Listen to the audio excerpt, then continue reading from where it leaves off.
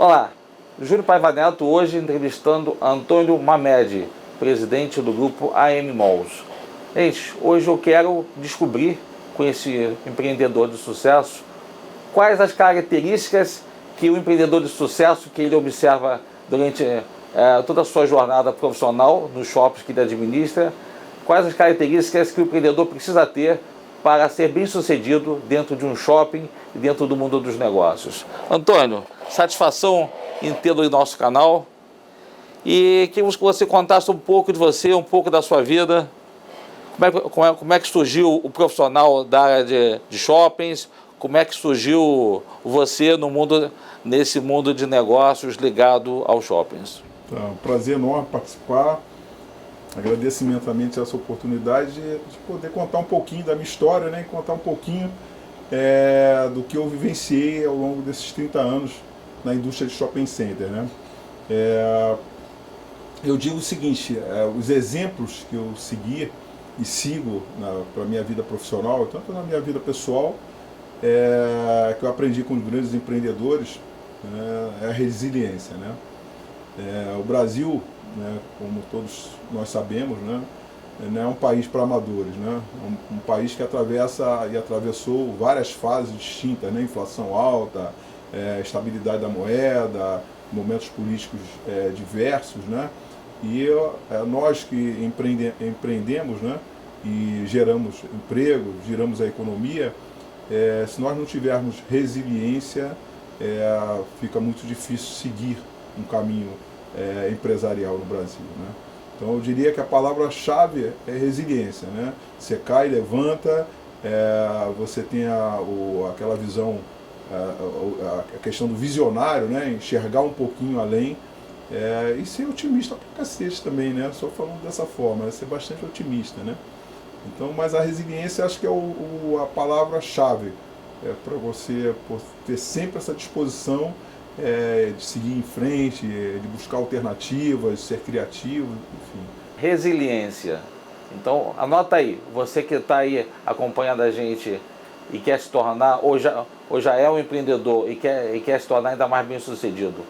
Primeira palavra, resiliência. Vamos lá. E aí a gente observa, durante essa sua trajetória, que você deve ter se deparado com muitos empreendedores, né, que entraram dentro dos teus shoppings com uma expectativa e algumas vezes não saíram tão contentes porque não estavam preparados para aquele desafio, ou outros que vieram realmente já preparados e alcançaram um sucesso máximo. Me conta um pouco dessas histórias aí. Eu tive a felicidade muito grande, né, no início da minha carreira, conviver com um presidente de uma empresa, onde a minha empresa prestava serviço para ela, que era uma líder de mercado, que era a Shopping Invest, né? Então, tinha um americano chamado Paul Frederico Duval. E o Paul, além de ser um grande empreendedor, um grande visionário da indústria, né? Um camarada muito bem preparado, o Paul tinha um conhecimento vasto do que ele fazia, né? Dominava com amplitude tudo aquilo que ele fazia, e além de tudo, era um grande professor, né, que ele conseguia passar para a gente de maneira bastante didática, né, pontualmente, fase a fase, das etapas de um planejamento de sucesso, de um desenvolvimento de sucesso, até chegar à conclusão que era a abertura do empreendimento, né. Então o Paul, e isso é uma característica do americano, né, que a gente às vezes se perde um pouco em evasivas, né, principalmente o carioca, que tem aquele jeito de conduzir a reunião de uma forma diferente, né? Porque eu tive a oportunidade também, deixando em aberto, que eu trabalhei quase em todos os estados da federação, todas as regiões, né? Você consulta meu site lá, você vai ver que nós empreendemos lá no Acre, em Manaus, Boa Vista, interior de São Paulo, interior de Minas, Centro-Oeste, enfim, Sul, Sudeste. E eu tive esse privilégio de conhecer culturas, conhecer hábitos, né? E conhecer outras pessoas de outras regiões também, que eram grandes empreendedores. Mas o Paul tinha uma característica que me marcou muito, né? Tudo que ele fazia antes, ele fazia um planejamento.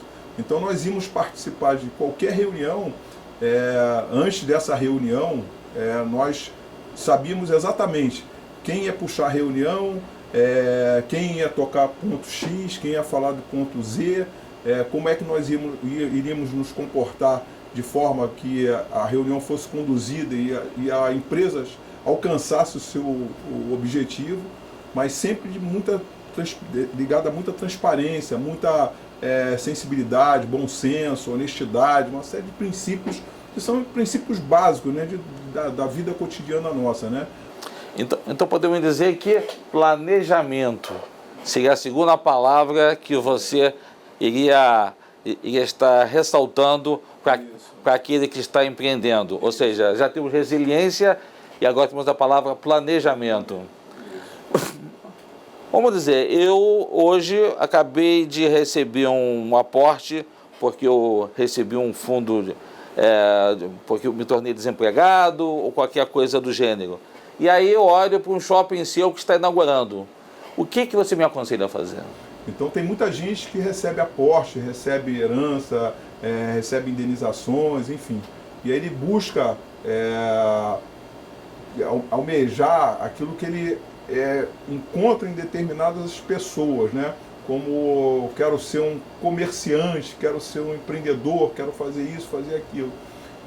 E ele não tem a técnica necessária para desenvolver esse trabalho. Então a gente vê ao longo do nosso período, nossa carreira, que muitas pessoas tentaram e muitas ficaram pelo caminho. E a gente vê, isso aí é estatístico também, você pode pegar aí tempo médio de vida é 5 anos, né? A média, isso aí é 5 anos, hoje eu diria até que é muito menos do que isso, né? Porque as pessoas, aí está dentro do que nós falamos há pouco, né? O planejamento, né? A pessoa acha que ela vai empreender, abrir um comércio, abrir um negócio e no outro dia esse negócio já vai estar gerando resultados para que ela possa já usufruir disso, do que ela empreendeu ali, né? E a gente sabe que é muito difícil formar uma marca, é muito difícil formar um negócio, é muito difícil entender do negócio para que ele possa funcionar em toda a plenitude, né? Existe uma curva de amadurecimento, uma curva de crescimento. Então a gente vê ao longo dos nossos caminhos aí de empreendedorismo, de shopping center, de lojistas, enfim, que muitos tentaram e poucos tinham um conhecimento vasto, né? Hoje assim a coisa mudou um pouquinho, né? Mas aquela ânsia do camarada empreender, ele deixa de seguir determinados pontos que são essenciais para o crescimento dele como investidor, como empreendedor, né? O camarada que não tem uma formação de base, eu aposto mais uma franquia, né? Porque ele vai adquirir todo o know-how do camarada que já estudou a operação, já colocou essa operação piloto para funcionar, ele vai trazer aí uma base melhor para que ele possa investir. Agora, não adianta só investir na franquia, né? Adianta o cara ter a disciplina para que ele possa realmente seguir as orientações daquele que já fez a formatação toda, né? E já deu para ele assim uma base do caminho já bem direcionada, né? Porque se ele, apesar de ter adquirido uma franquia, apesar de ter pago pelo know-how todo dessa franquia, né? do experimento, né? Ele não seguir as orientações do empreendedor, né? Não tem jeito. E se ele também abrir a franquia e não tomar conta do negócio dele, né? E a gente volta a um ditado antigo, né? Quem guarda o boi, né? é o dono, né? Ou então a barriga do balcão. Tem esses ditados aí que são antigos e que às vezes a gente esquece um pouquinho, mas que é do nosso cotidiano, né? Então o camarada tem que estar ali. Ele investiu, para perder dinheiro é muito rápido, para adquirir você leva um determinado tempo. Ele tem que estar ali resiliente ali no negócio dele ali. Vai atravessar as turbulências, aquela coisa toda, curva de aprendizado. Então tem que ter resiliência, planejamento e agora disciplina. E agora a disciplina. E estamos evoluindo no processo de construção das habilidades, né? Quais são os entraves que você ainda percebe que pode perseguir esse empreendedor? O camarada tem lá a resiliência, tem a disciplina, faz o planejamento constrói a ideia toda, desenvolve a ideia e põe a ideia em prática, né? Então, vamos falar de uma loja física, né? Então, quando o camarada contrata o arquiteto, antes disso tudo, né, faz lá o planejamento, tem a resiliência, porque vai encontrar vários obstáculos, né, até para ele colocar essa empresa dele para funcionar, né, cria todo um planejamento, e aí consegue o objetivo dele, que é colocar uma loja física funcionando, né? Então, a loja física e aí eu vou citar um grande mestre também da minha vida, que foi o José Vaz de Carvalho, que foi o dono da Taco, um dos fundadores da Taco, né? Faleceu recentemente ele. Grande empreendedor. Grande empreendedor. Então o Zé Vaz sempre falava o seguinte: Mamed, você observa aqui na minha vitrine, e isso todo mundo sabe, né? Não precisa ser varejista para saber disso, né? Ele colocava lá uma exposição na vitrine dele para chamar a atenção, né, de roupas coloridas, né, e o básico dele era a calça jeans, né.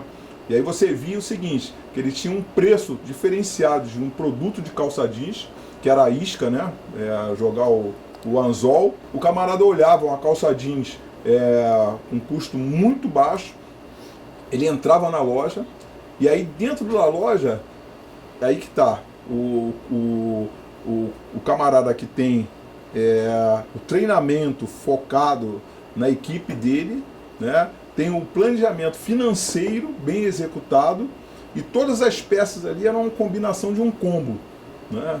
E isso é muito importante.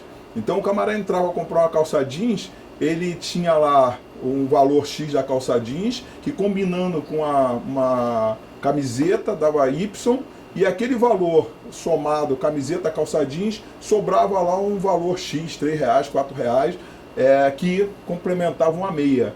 Então o camarada ia comprar uma calça jeans, comprava um combo. Então ele fazia somatório dos produtos, né? Que aí você tinha lá, vamos supor, uma calça jeans R$50, a calça a 47, né? E o camarada ia pagar com R$100. Aí o vendedor ia, olha, tem uma meia em promoção aqui, que custa mais R$3, né? Somatório aqui dá R$100, né? E aí o camarada comprava uma meia que, naquela meia, o markup dele estava acima da média. Ele comprava uma quantidade muito grande, né? E nessa quantidade muito grande ele tinha um produto custo menor, onde ele aplicava um preço que dava um markup, né? Um múltiplo, né? de resultado muito maior do que talvez na calça jeans e na camiseta, né? Mas como ele vendia uma quantidade muito grande, ele tinha essa receita aprimorada, né? Então, o camarada que está querendo empreender, ele tem que ter resiliência, porque ele vai encontrar diversas dificuldades, tem que ter disciplina, tem que planejar bem, e dentro desse planejamento eu abro uma chaves aí, um parênteses, eu colocaria lá essa educação financeira, né, que ele tem que conhecer o mínimo, né, e tributária, para que ele possa exercer com plenitude esse desafio dele, né? Agora vamos falar um pouco do universo dos shoppings, né? A gente sabe, né, que você está aí para abrir algumas frentes bastante importantes, novidades, o portal está trazendo em primeira mão para vocês, né? São 2 lançamentos que o seu grupo vai fazer. Você fala um pouco deles para a gente. Eu queria antes fazer um preâmbulo, né? Eu fui sócio da Safir no período 2007 a 2014. Depois tomei uma decisão de seguir novamente com a minha empresa. E aí eu parei um pouco, né, um momento sabático em 2014, fazendo uma análise de mercado, né? E como eu não tinha recurso suficiente para competir com as grandes empresas, né, eu tomei uma decisão de planejar o crescimento da minha empresa, o crescimento dela de maneira orgânica, né? Que eu tinha vindo uma experiência assim, que eu considerava uma experiência que não me agradava muito, né? Porque era através de um crescimento que eu, né, minha opinião minha, meio desordenado, né? Onde o fundo que era associado à empresa tinha investimentos no Acre, no Manaus, Boa Vista, interior de São Paulo, interior de Minas, enfim, Sul. E não é só ter o dinheiro, né? Não é só ter o dinheiro. É ter esse planejamento que você tem, esse resultado é advindo de pessoas, né? E aí, quando você desloca determinados profissionais para determinados lugares, você tem uma dificuldade enorme ainda no Brasil de encontrar mão de obra com qualidade. Então nós tivemos que deslocar pessoas para Manaus, para Boa Vista, para interior de Minas, São Paulo e tudo mais. E a adaptação dessas pessoas, às vezes, assim, acontecia de forma muito drástica, né? A mudança de um dia para o outro, você tem que assumir uma posição lá em tal lugar. Aí a gente fala assim, pô, mas o cara não está ganhando bem? Não, está ganhando bem. Para ele assumir a função, ele ganha muito bem, mas o emocional dele não funciona. E quando o emocional da gente não funciona, a gente não consegue trazer bons resultados, né? A gente tem que se sentir numa zona de conforto, entre aspas, né? Zona de conforto profissional, né? Onde você se sinta seguro em realizar as suas ações, né? Então eu primo muito por essa gestão, né? Hoje eu conduzo a minha empresa dessa forma, né? As pessoas possuem responsabilidade, mas elas gostam do que fazem, gostam de participar, gostam de opinar, gostam de... Ou seja, daqueles itens você prima pelo item equipe. Equipe, né? Sem dúvida nenhuma. E aí, nessa introdução que eu fiz, né, eu desenhei a minha empresa num crescimento orgânico, né? E para eu crescer de maneira orgânica, eu analisei assim, o Rio de Janeiro e falei assim, olha, existe potencial de crescimento nessa área, nessa outra área e talvez nessa terceira área. Então eram projetos dificílimos, né? Eu participei da concorrência lá junto com a do América, né, em 95. Tivemos êxito no direito de fazer o planejamento, desenvolvimento, né? E 95? Não, desculpe, 2015. Ou seja, já estamos falando de 6 anos de processo. 6 anos de processo. Resiliência. E aí, assim, atravessamos diversas fases, né? Porque tem uma lei de 97, que eu não sei descrevê-la bem, mas é uma lei que proíbe sedes de clubes, né, a terem uma outra destinação, né? Então nós tivemos que recorrer ao poder público, né? Fomos muito bem recebidos, né? Até pelas características do empreendimento, que era a geração de emprego, renda, modernização para o local. Um empreendimento como esse seu, qual é a expectativa de geração de empregos? Diretos, nós vamos gerar em torno de 2.300 empregos, né? Indiretos, mais 3.000, 2.900 indiretos, né? Porque você tem toda uma gama de processo para atender aquele equipamento, né? Fora o processo de construção, que também gera muito emprego, né? A gente espera que nesse processo de construção a gente tenha aí mais ou menos em torno de 3.500, 3.600 empregos diretos. Então estamos falando aí de 11 mil empregos. Ao longo do período, sim. Ao longo do período, sim. Você tem que fazer as etapas, né? Etapa de construção, aí depois a etapa de permanência. Mas não deixa de ser um impacto dentro da economia, né? São 11 mil empregos. Enorme, né? Uma mudança radical ali naquela região. Exatamente. Oferecendo vagas para as pessoas que estão desempregadas nesse momento, né? Então, assim, tivemos que transpor. Então levamos de 2015 a 2017, né, trabalhando junto ao poder público, que foi fomos recebidos, né, de maneira muito, muito profissional, muito republicana, né? Então apresentamos o projeto, apresentamos nossos objetivos, falamos o que nós estávamos pretendendo construir, de que forma nós íamos construir. Na época o prefeito mandou uma mensagem para a Câmara Municipal, uma PL, né, o projeto de lei 169, que houve uma modificaçãozinha lá na Câmara Municipal. Eduardo Paes? Eduardo Paes na época, né? E foi aprovado no governo já do Crivella a lei 169/17, autorizando a construção de shopping center no local. Como era um clube de futebol, o América Futebol Clube, que é o segundo clube do coração de todo carioca, né? O carioca tem aquele carinho por América, né? Principalmente o tijucano, né? Meu pai era América. Meu pai também era América. Meu pai, meu tio. Meu tio também é América, exatamente. Eu sou tijucano, né? A família é da Tijuca, né? Então, assim, e a gente sabe ali, o pessoal tem um carinho enorme pelo América, pela Tijuca, enfim. A Tijuca é um local do Brasil, né, que o camarada Mora onde? Mora em Madureira. Mora onde? Mora no Leblon. Não sou tijucano, né? O camarada tem aquela raiz ali presa ali naquela região toda ali. E o América tem ainda, né, algumas dívidas, né, que a gente está aos poucos estamos sanando. Depois entramos numa etapa junto com o corpo diretivo do América, né, o presidente, o vice-presidente e demais pessoas que integram a direção do América. São pessoas assim apaixonadíssimas pelo clube, são pessoas super corretas, enfim, que trabalham em prol do clube, né? E buscamos lá o enquadramento do América no Profut, né, que é o refis do futebol, que é o parcelamento da dívida tributária do clube. Depois ingressamos no ato trabalhista, né, que é as dívidas trabalhistas do clube, que eram um empecilho para a gente. Todo dia chegava uma penhora lá da sede social, né. Isso levou mais ou menos um ano e pouco, né.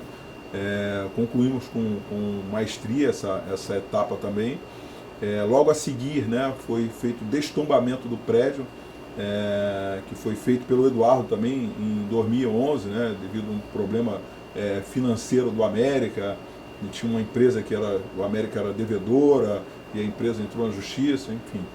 E aí o prédio foi tombado a pedido do América, né, mas não sobre patrimônio histórico nem nada. Conseguimos destombar o prédio e iniciamos em 2019, né, já com uma gama de investidores também que iam participar com a gente da empreitada, a demolição da sede social, né. Foi feito um evento no local, com a presença do Crivella e tudo mais na época, e iniciamos a demolição, prevista para terminar em abril, maio de 20.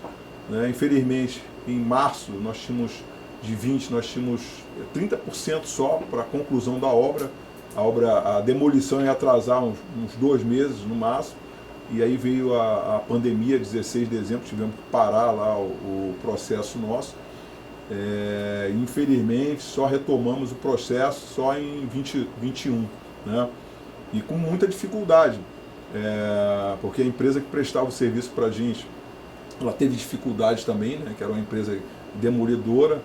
Então, depois para ela retomar lá o processo lá de contratação de funcionários, uma série de fatores, foi difícil também para ela, mas ela recebeu todo o nosso apoio.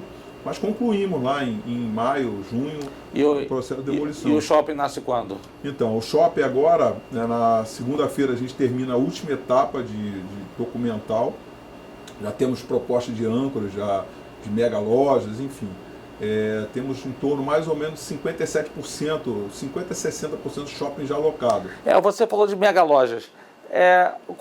Como é que está essa questão das mega lojas com o mundo digital, né? Porque hoje o e-commerce vem tomando um bom espaço do varejo, né?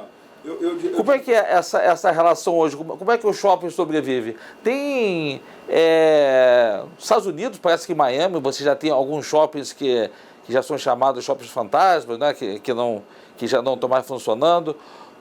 Como é que é essa adequação, essa nova realidade pelos shoppings? A gente tem que fazer um paralelo, né? Nos Estados Unidos, se eu não me engano, tem em torno mais ou menos de 45 mil shopping center. Sendo que esses 45 mil shopping center, quase 39 ou mais de 39 mil são strip malls, né? Strip malls a gente vê aqui um pouco, aqui no Rio, São Paulo, você vê mais strip malls, aquela composição em L ou em U, né, do posto de gasolina com as lojas de conveniência. Então, assim, são 30 e poucos mil strip malls nos Estados Unidos. E Miami, então, tem strip mall um ao lado do outro. Eu acredito sim que a crise, 2 anos de pandemia, aquela coisa toda, antes disso, alguns já estavam fechando, né, se transformando em buscando uma outra atividade.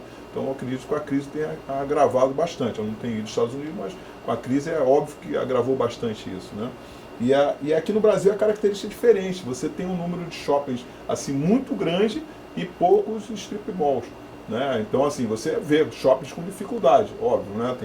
Tem shoppings que talvez na época de 2010, 2011, quando nós tivemos aquele boom de varejo, de negócio e tudo mais, alguns empreendimentos foram construídos quase ao lado do outro, né? Então a gente tem um exemplo simples aí, Boa Vista, né? Cabia um shopping, tem 2, Betim, Minas Gerais, cabia um shopping, tem 2, enfim. Então vai atravessar uma dificuldadezinha, isso é uma coisa natural. Mas assim, aí é o que eu coloco um pouquinho o empreendedor brasileiro, né? Ele é um ser mutante, né? Ele vai se adaptando às circunstâncias todas, que tantas dificuldades que nós passamos, o empreendedor vai se reinventando, né? Então todo shopping ele é um equipamento crescente ao longo do tempo, né? E o hábito do consumo do brasileiro é um pouco diferente do americano, do europeu e tudo mais, né? Principalmente no interior, né? Então, assim, ter uma boa gestão, uma boa administração, fazendo um bom planejamento, os 2 shoppings vão funcionar, talvez um complementar o outro, né? E todos eles vão dar um bom resultado, né? Talvez não seja aquele resultado dentro de planejamento, porque às vezes a gente pega aqui determinados planejamentos que são feitos por outras empresas que dão um resultado assim maravilhoso. Quando a gente joga no nosso modelo de negócio, aquele resultado maravilhoso não é tão maravilhoso assim. Talvez, como eu já encontrei dentro de planejamentos, estudo de viabilidade de outras empresas, você pega lá um resultado espetacular, quando eu jogo no meu modelo de negócio não é viável, né?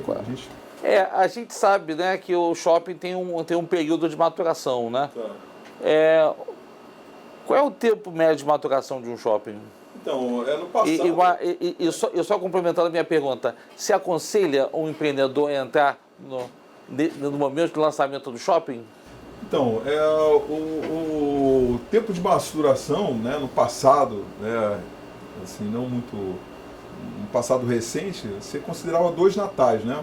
O shopping inaugurava, tinha o primeiro Natal, o segundo Natal já estava robusto já e já planejava uma curva de crescimento grande, né? É óbvio que nós tínhamos muito menos concorrentes, né?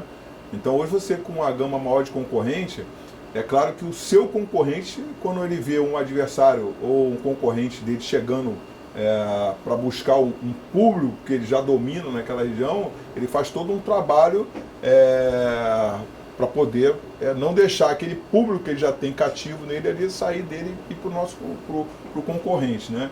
Então, além de você ter que trabalhar com hábitos, costumes do público da região, entender bem a região, né? Acesso, o que você tem que fazer uma análise SWOT robusta, né?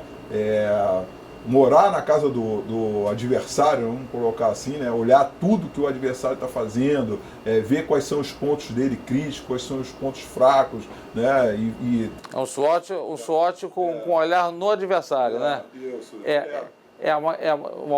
Para você que não conhece, o SWOT é uma ferramenta de administração em que você coloca os pontos fortes, os pontos fracos, as ameaças e as oportunidades que você encontra tanto no teu concorrente como no que você pode esperar dentro da sua própria organização. Isso mesmo. Então, e aí você tem que fazer esse trabalho, que o adversário, o concorrente também nosso, que está instalado lá, está fazendo. Mas eu digo sempre, por exemplo, na Tijuca, você tem ali 6 bilhões e 18 milhões de demanda qualificada, que é o dinheiro disponível da familiar, né, somatório de dinheiro disponível familiar, que o camarada, dentro do grau dele de despesas, né, internas, tem disponível para o gasto dele, né? Então tem uma massa de consumidor bastante grande. Agora vamos falar um pouco do Mamed pessoa. É casado, Mamed? Casado? Tem filhos? Tenho filhos, sim. Tenho um filho que casou agora, recente, né? E em primeira mão já vou falar para vocês que eu vou ser vovô Antônio. Parabéns. Isso me emociona muito, né? No outro dia ele ligou para mim, quer dizer, eu liguei para ele, nós estávamos conversando e estava falando sobre um outro assunto, né? E de repente ele, pai, você vai ser vovô. E aí, o quê? E comecei a chorar, me emocionei pra caramba. Enfim, eu sou muito abençoado. Eu tenho filhos assim maravilhosos, né? Agradeço muito a Deus assim pelas pessoas, né? E principalmente os filhos. Né? Que outra característica muito peculiar ao empreendedor de sucesso é uma família bem estruturada, né? Sem dúvida, né? É assim, eu não posso me queixar não, né? Eu tenho assim, filhos maravilhosos, eu tive o primeiro casamento, tive um segundo casamento, né? Mas são coisas que acontecem com a nossa vida, né? Hoje eu tenho assim, uma mulher maravilhosa que me acompanha, né? Eu respeito muito, ela me respeita muito. E a gente tem assim uma vida boa, né? Abençoada por Deus, né? Eu acho que é importante. Eu queria aproveitar a oportunidade, Mamed, e convidar você a fazer parte do nosso podcast que vai ser lançado, tá? Sobre negócios, né? E que você possa continuar levando para o nosso público toda a tua experiência no varejo e no mundo dos negócios. Podemos contar com você? Claro, sem dúvida nenhuma. Então, gente, olha, em primeira mão, Antônio Mamed vai estar contribuindo com o nosso público, trazendo a sua vasta experiência no mundo dos negócios. Agradeço a participação de todos. Siga a gente no Instagram e em todas as redes sociais. Júlio Paiva Neto, obrigado pela presença de todos. Bom, nós temos um cumprimento final, tá? Que é o Tamo Junto. Tá, tamo junto. Tamo junto.